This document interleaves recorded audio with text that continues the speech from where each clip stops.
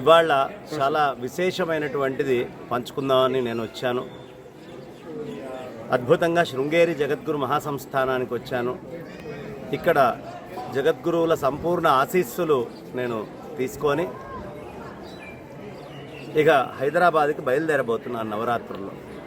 ఇంతకుముందు గోవిందానంద సరస్వతి స్వామి అని ఓ స్వామి ఈ నవరాత్రుల కల్లా అమ్మవారి ఇక్కడి నుంచి వెళ్ళిపోతుంది, హంపి వస్తుంది, అది వస్తుంది, ఇక్కడ ఉత్సవాలు ఉండవు, అంతా దారుణంగా అయిపోతుంది, ఏదేదో మాట్లాడాడు.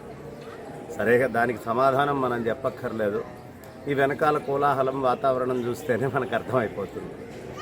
అది పక్కన పెడితే ఈ మధ్యకాలంలో ఇంకొక సంఘటన చోటు చేసుకుంది. కాశీలో ఓ చిన్న సమూహంలో అమృతానంద స్వామివారని వారు విద్యారణ్య పండితులు, పూర్వాశ్రమంలో చక్కగా ఎందుకో తెలియదు పూర్తి అవగాహన లేకుండా కొన్ని మాటలు మాట్లాడారు. సర్వజ్ఞపీఠము అనేటటువంటిది ఒకటి తీసుకొని వచ్చి కంచిలో సర్వజ్ఞపీఠం ఉంది అనే మాట చెప్పారు. నాకు తెలిసి సర్వజ్ఞపీఠము కాశ్మీరంలో, నాకే కాదు పెద్దలందరికీ, చతురామ్నాయ పీఠ పండితులకి, శంకర విజయాలు చదివే వాళ్ళందరికీ కాశ్మీరంలో ఉంది అనే విషయం అందరికీ తెలుసు. ఈ మిగతా ఉండేటటువంటి చతురామ్నాయ పీఠాలు శిష్యపీఠాలు అన్నట్టుగా వాటన్నిటినీ నియంత్రణ చేయటం కోసమే ఈ పీఠం ఉంది అన్నారు. ముందు సర్వజ్ఞ పీఠం విషయంలోనే పొరపాటు ఉంది. అది కాశ్మీరంలో ఉంది. సర్వజ్ఞ పీఠానికి శంకరాచార్యుల వారు ఎవరిని మళ్ళీ అక్కడ అధిష్టానంలోకి తీసుకెళ్ళి పెట్టలేదు. ఇంకొకళ్ళని ఎవరిని అక్కడ నియమించడం జరగలేదు. ఆయన మఠానుశాసనంలో స్పష్టంగా రాశారు, నాయన ఆమ్నాయాలు 4, వేదాలు 4, పీఠాలు కూడా 4.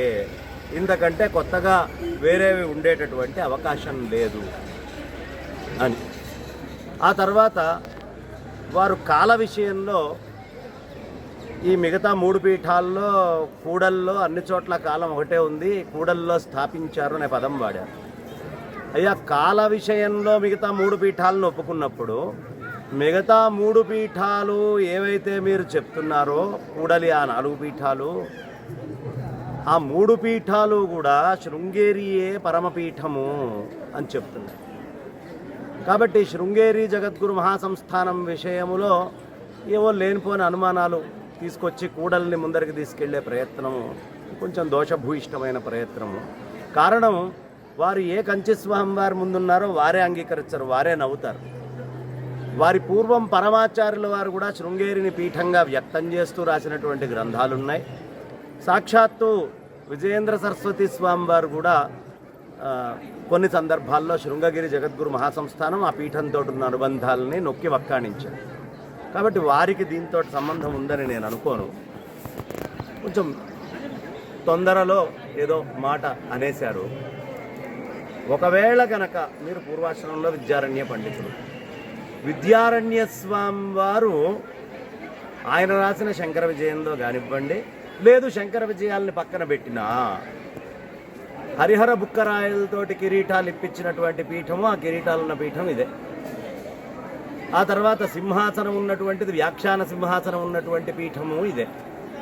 ఇక ఇంకా విశేషం ఏమిటయ్యా అంటే, ఆ విద్యారణ్య స్వామి వారు ఇక్కడే సన్యాసాశ్రమం తీసుకున్నారని శృంగేరికి వెళ్ళమని ఆజ్ఞాపించినటువంటి అనేకమైనటువంటి ఘట్టాలు మనకి లభిస్తాయి. అటు విద్యారణ్య స్వామి వారు విద్యాశంకర తీర్థ స్వామి వారి యొక్క క్షేత్రం కూడా అద్భుతంగా ఇక్కడే నిర్మాణం చేశారు.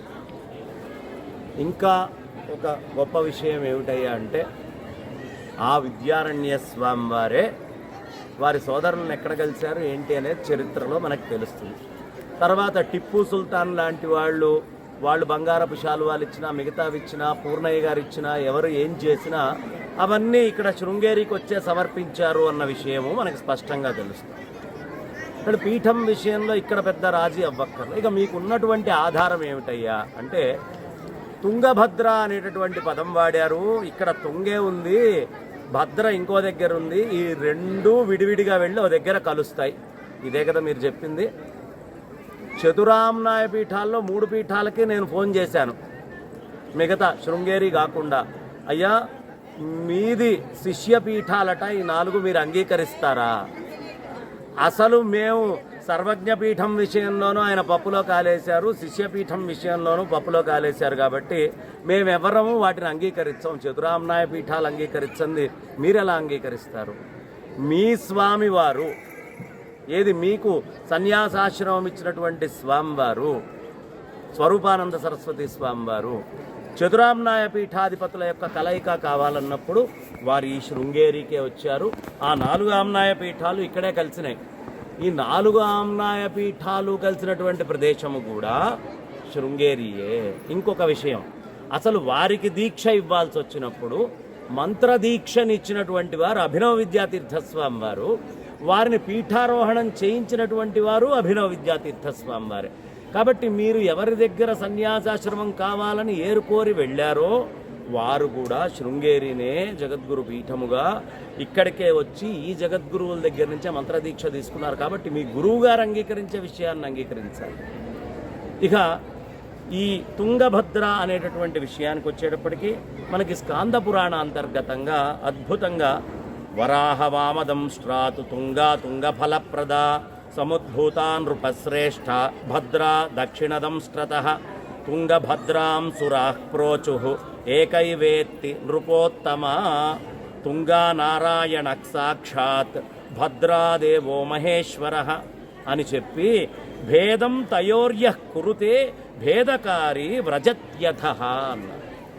కాబట్టి మనం తెలుసుకోవాల్సింది తుంగకి భద్రకి భేదాన్ని చూడొద్దు. అందుకనే సంకల్పంలో ఇక్కడ ఏది చెప్పినా తుంగభద్రా తీరం అనే చెప్తారు.